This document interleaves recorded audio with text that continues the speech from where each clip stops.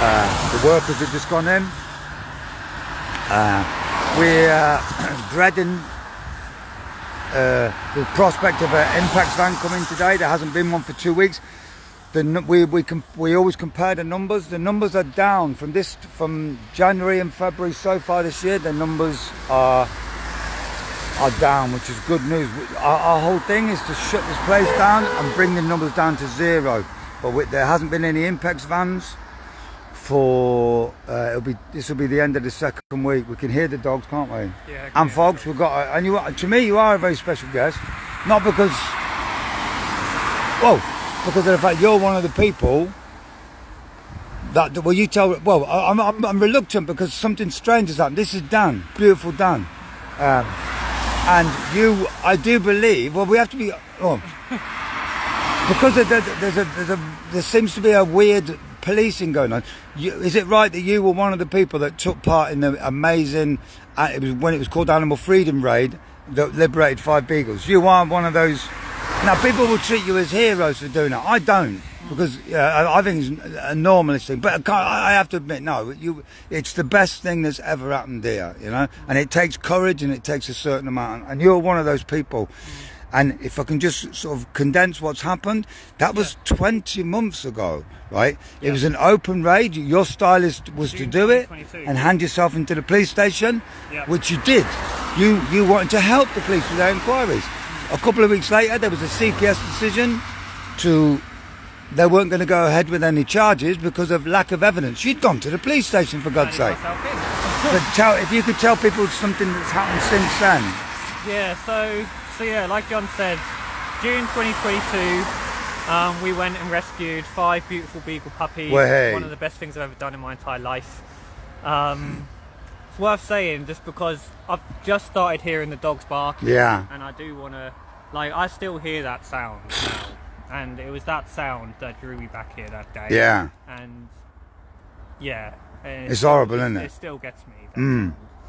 We'll go down there in a minute. Should we go down there now, actually? Yeah, let's go down. So, tell people what's happened about the weird, as ever, the police have come out with some really weird tricks, haven't they? Yeah, so I don't know if people remember, but after we did that rescue, we went and handed ourselves into the police station.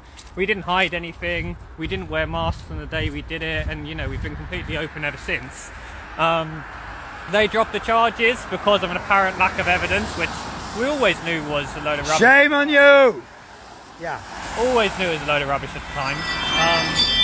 But now, 20 months later, they've decided to pick it up again and bring us into interview. It absolutely stinks, doesn't it? That is not normal policing. What will, and hopefully you'll be able to find out the chain of events. Why are you going to a police station today, 20 months afterwards? What the hell's going on there? Yeah, well, some of yous, you kind of wanted the prosecution because isn't it right that you don't consider what you did as a crime? And nor do I, nor does anybody else. Well, it's not a crime, and it's not a crime because we did what anyone would see is the right thing to do. We're a nation of animal lovers. We love dogs. We love animals. Yeah. We don't want to see them treated like this. We don't want to see them tortured. And so I'm more than happy to go and stand before a jury of my peers and tell them what I did and why. And I'll put myself in their hands. But 20 months ago, the police deprived us of that opportunity by dropping the charges. Now, 20 months on, I've been living my life, getting quite comfortable thinking all of this is over, and then they're dragging me back up here. Watch it, yeah. Oh, here they are. So, you're going to be not so perhaps open to David Pearce, because when you told me, I was flabbergasted and shocked and not trusting. 20 months ago, the idea was to help the police literally with their inquiries. Why should the police care emotionally about this place? Why should they have politics? You were, MBR would have rang up and said there's been a burglary. You were a suspect of a burglary as far as the police were concerned. Your case is to argue, no, these dogs aren't property. Yeah, well, it wasn't a burglary. So what has gone on? It stinks. Like this place, it stinks. It smells horrible, I tell you, it really does smell. How's it feel to be? I bet it's challenging for you, isn't it? It's challenging for anyone. Yeah. I mean, it always has been. It always has been challenging. Oh, it stinks, doesn't The it? smell, the sound, it's haunting. It does haunt me. And on the days leading up to coming back here, because they gave us like 2 weeks notice to come along. On the days leading up to coming back, like literally all I was thinking about was this sound again. Yeah. It's they're scrambling around in there. I can hear them. It's gross, isn't it? And here we are in a sort of what you might call a shitty rainy morning. Yeah. But these dogs have never felt a drop of rain. They don't know what a season. They've never seen a tree. They've never seen the sky. I often think that on a philosophical thing, do you know, like when they're asleep, bless them, they must dream. What does a dog dream about if it's never seen a tree, if it's never seen the sky? Well, I remember when the day that took him out of here, running through, like the dog was moved between the most gentle things, and like I was there in my arms, he just sat there, paws up like this, looking me in the eyes, and he'd move between looking me in the eyes and sniffing my face and looking up at the sky, and that's what he did for the full time when we were running away. And I feel like he knew he was safe. Wow. Because we put up on our 1000th post, I contacted you because there was a bit of film, and I knew you had that bit of film.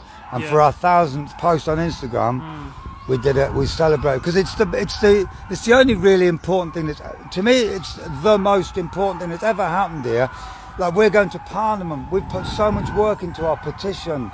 I can't tell you how much work we put into it, but everything is dwarfed by the liberation that you and your colleagues done. Everything is dwarfed by it. Nothing is more important than liberation. Well, the thing is, I wouldn't even know about this place if it weren't for you guys being here every day.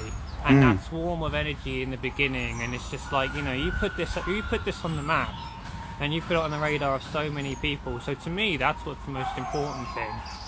And you've had your first night at Camp Beagle. You stayed over in it. It's my first night, yeah. What do you make of it? You got your cup of coffee? You got quite a nice setup here. I'd recommend people to come down. It's nice, warm, welcome. Aye, the noise. It's like, I've been here every day for like 2.5 years. Not every day, nearly every day. And it still nearly makes me cry now. It's a place of tears, this is.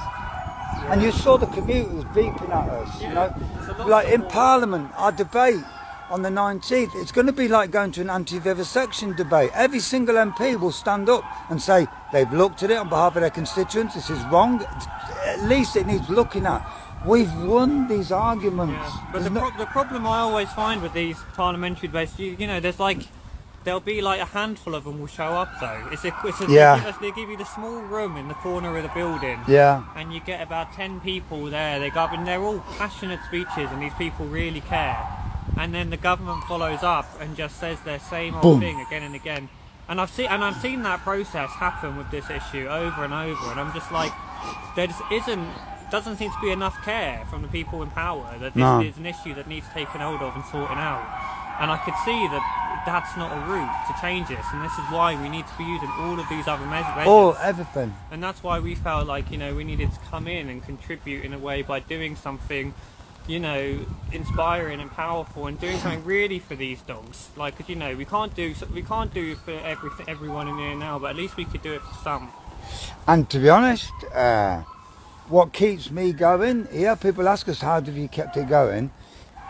I don't know if we'd have been able to keep it going without the action of the five beagles being liberated, and then in the December later on, 20 beagles, Love and Libby, they got back.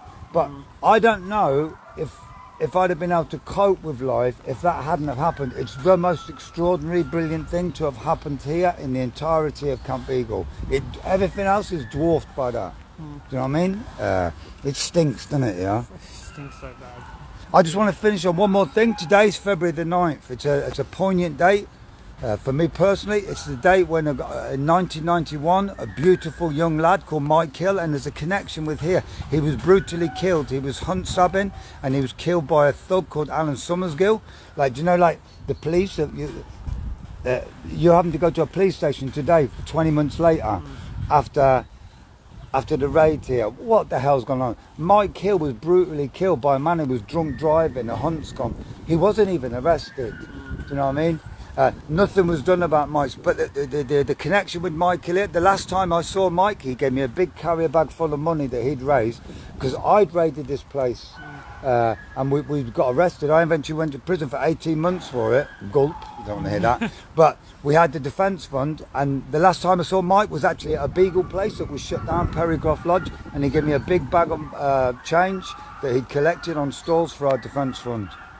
So, and that was in 1991, and here we are now. Like the history in the anti-vivisection movement is a long, proud history. It goes back over 100 years, and we've made, and that's it. We've got to stop it. You know. Should we leave the last word to the dogs?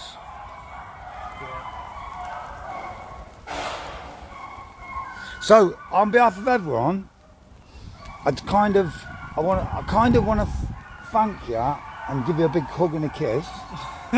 But at the same time, it's a normal thing what you did. It ain't superhero. It kind of, but in this present world, sadly, it is a super heroic thing. But it shouldn't be. No, let's normalise it. That's what I guess has been always my thing. Is like this is something that anyone can do. It's scary. But like what we need is more people taking action. Action is the only thing that's ever changed things in the past, the only thing that's ever going to change things now. And I mean, that's what we've always been about in Animal Rising, is getting more and more people out there taking action. And it's just like, you just need a few people to step forward and then many more follow. It's like, you know, this rescue happened in the June, 6 months later you had another 20 dogs taken out. And this is, well, yeah, 2 of them didn't make it, but Love and Libby, that was a hard time. But you know, for anyone watching this, what I'd say is just, you know, find within yourself what it is that you can do, what it is that you can contribute, and it's a step-by-step thing. And you do one thing, you gain more confidence. You do another thing, you do another thing. But and it's not necessarily just to that's not the only thing to do. No. It's you did it, but if other people can do, like, come to Parliament, do your petition, do the MP. Like you said, you're going to be stuck in a small room. They're going to kind of, but it's all part of it, isn't it? Yeah. Attack it from every angle you can. Yeah, we need people playing all parts in this movement. It's people that's going to change this. It's not going to be the politicians. It's going to be people. Nah. It's going to be pressure in those politicians. It's going to be changing that public conversation. So exactly. Getting it in the press, getting the conversations happening out on the street. That's what's going to be changing stuff. So it's like, find what makes sense for you and do it. Like. Yeah, and we're all in this together. I don't know if I'm putting you on the spot. If you can think of one more little story, because it's what it's all about, you know, like just one more memory. Because isn't it amazing to think today there's 5 dogs running round because of that night. 5 dogs have had nothing but love. It's no help to these dogs. Let's face it. You know, but there's that thing, 1 million deaths is a statistic. One is a tragedy. Tell people something you can be in memory of being in the back of the car with them that night. Well, you know? So I told you about that dog that was there just gently in my... Like, literally, I was cradling him like a baby, like this, you know, running along. I was exhausted. It was bloody hard work. They're not light. And they were up there looking at me like this. But like that entire time on the way to when we got to a vehicle, they didn't move a muscle, right, other than sniff my face. Because they freeze, beagles. It didn't feel like it was that they'd frozen. It just felt like that they were calm. Right. It just felt like they were there with me. But then once we got into the car, they're in new surroundings, and it's like, you know, suddenly things safe. Then you suddenly see the personality come out of this little baby. And like all of a sudden they're a playful little puppy that don't want to be in my arms. They want to be out looking around. And I had to keep on holding them, and they wriggle away and try and go and sniff around the car. I'd pick them up, get them back on my lap, because we're in a moving car, you know, you can't do that. And it's just like all of a sudden, you know, from like all of this time, if they were wriggling like that on the run, like they wouldn't be safe now. I don't, like, you know, how could it have been done? Like, you know. Yeah. But like, as soon as they were in a place of safety, they came out of themselves. And I've always felt that they were there with me. They knew that the good thing was happening to them. They knew that they needed to be along. And it was a beautiful moment seeing their personality come through in that car. And I was like, yeah, that is who you are. And then there were other dogs in that car, and each of them, you know, we know dogs, we know animals. All animals, they're all their own beings, aren't they? And they all have their own personalities. And he was a nice, playful one. There was another one, which, you know, brings it back to the thing which really, the heartbreak of this place. There was one who just sat in the car and like had this look of deep sadness in their eyes. And you know, whilst this one was out there being playful, there was another one. You could only get that from a life of neglect, and like, and so like it wasn't, you know, it's not going to be an easy ride for those dogs coming out and coming in. But now they're in kind, loving homes. They're all there, and you know, and I don't even know what to say. Yeah. But, yeah. Right, folks, sign off inspirational words for inspirational man.